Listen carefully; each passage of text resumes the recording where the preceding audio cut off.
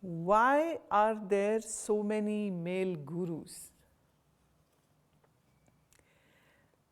See, male has a very ambitious mind. A male can be defined, generally speaking, being a provider. The male always had been like a provider, and he would hunt and the woman would run the house, take care of the children, and the man would go out and fight and wage the wars and do the battles and hunt for food and kill the animals, in the old days, and bring the food and protection and security to his children and wife and mother and whosoever there is in the home. So the male comes with that great exhibitionism. The male comes with that great power trips, the ego trips. And in the today's world, the things are same, but in a little different manner. It's my opinion. What I have felt and experienced is two reasons. One, when a woman gets realized, because by nature she is full of surrender, full of love, full of devotion. And when she realizes, she is in so much of gratitude that she would just love to be closed in that experience. Two, the access to the jnana, to the knowledge, is not readily available to all the women.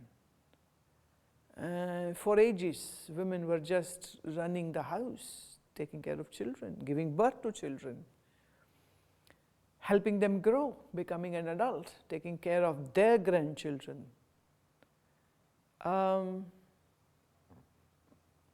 When the men folk would leave them, renounce them, and be a sannyasi, she would be taking care of his kids, taking care of his parents. A woman was happy to do that job. But then, if we compare the data, if we compare the number of men and women who are on the path of knowledge, obviously you will find more men and lesser women, and the opportunities are deprived. They don't have that many opportunities because they're so busy running the house, or these days even earning and running the house and taking care of the kids, and she's doing multiple jobs. And actually she is so satisfied doing all this that she hardly feels the need to go out and seek something more. And if you see, she's very interested to know about the mundane and what's happening around her, and she will do her little puja, some mantra, some chanting, some kirtan, and she's happy with that. And in other cases, if we see, then because the opportunities of seeking knowledge were not there, and for long time, in Hindu religion, also in Buddhism, also in Jainism, also in Christianity, if you see,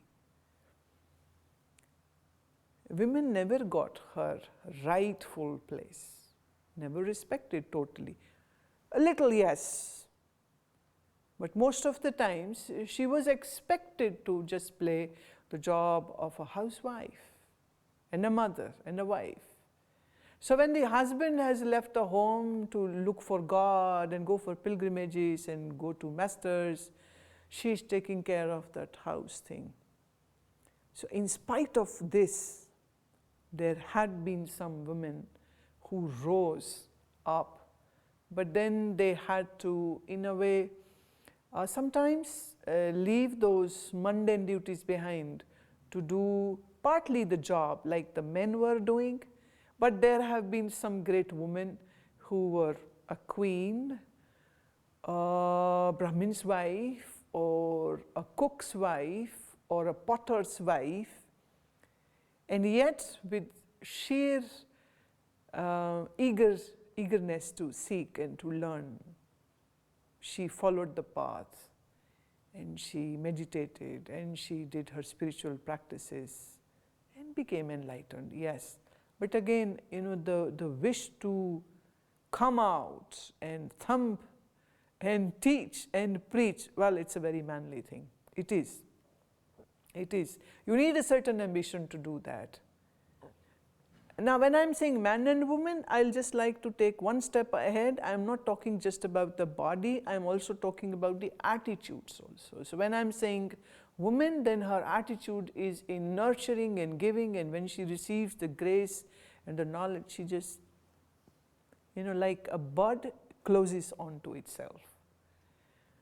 Hence, there had been many, many enlightened women, but not all enlightened women came out and professed or decimated the knowledge which they had gained. And there's another story to this, is that many women were deprived of this. And 3, the monopoly of the males really would like to shield the woman, a woman master, to function. And there is a history actually to it, that one of the Tirthankars of Jainas was a woman, Mallibai. But the males have changed the history, and they now call her Mallinath, meaning a man. So that is what happens when your male chauvinistic society is, conducting these religious and spiritual works. This is what happens. This is what is deemed to happen. So there have been many masters, women masters, but not all came into the limelight. Not all were addressed by the society, and not all wanted to be addressed also.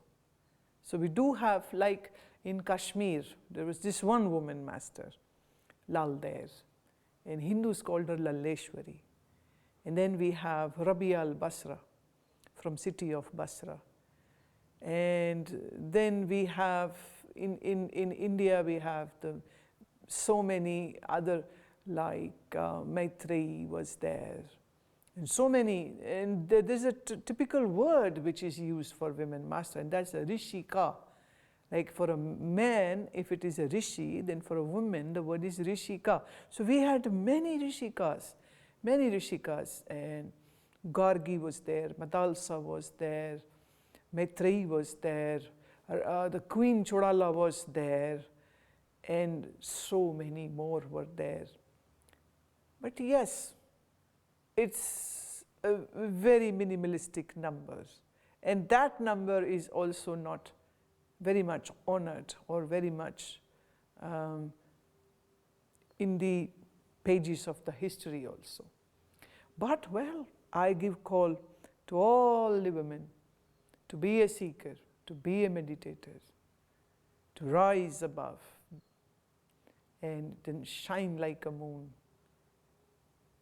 And maybe in time we'll have more women masters, we'll have more women gurus too. But we should not see the guruship based on the gender only, because that will be a very ignorant approach to it. This is more like a very societal thing what I'm talking about, that why more male gurus, why not women guru? Well, you can say this about the scientists and pilots and chefs, and just see heads of the countries, the prime ministers and the president, how many women are there. So if you see, women are not the go-getters, they don't want to be. And even if they are there in political system or the economical systems, they are struggling. Well, they are struggling, but we do have some great names who are up front, who are leaders, who are great economists, who are great politicians. But the opportunities should be gained. One should not wait for it. But in the spiritual arena, it's very different story. Once you taste a samadhi, who wants to talk? Who wants to give lectures? Who wants to travel and enlighten others? the possibility of a woman after the enlightenment, after the samadhi, the more it is going to be that she would just relish that and be in that and enjoy that. Yes, the society will be at loss because this particular person is not making herself available, exhibiting for what she has. But definitely, more women gurus, nicer, beautiful actually.